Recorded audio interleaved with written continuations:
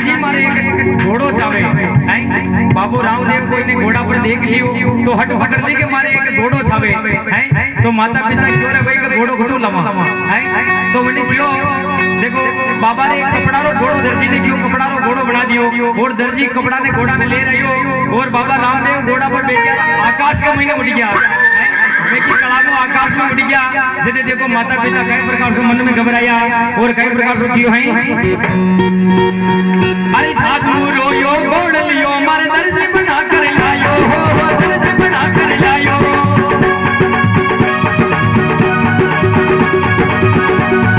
माता पिता मन में घबरा दर्जी के टकरायो दर्जी के टकरायो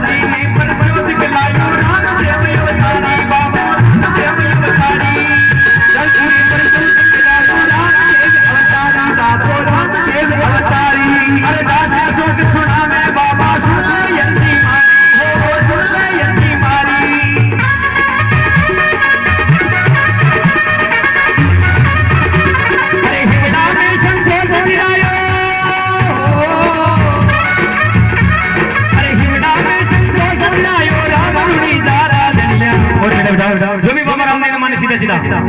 अरे बाबा रामदेव ने मानने तो सीधा करना अगर न करना देखो माता पिता ये जी तो न माने जो भी माने सीधा सीधा करना हां और सवाल भक्ति के साथ में डाली ये मन ने घोड़ लियो मंगे भाई हमारी घोड़ लियो मन ने घोड़ लियो भाई हमारी मां घोड़ लियो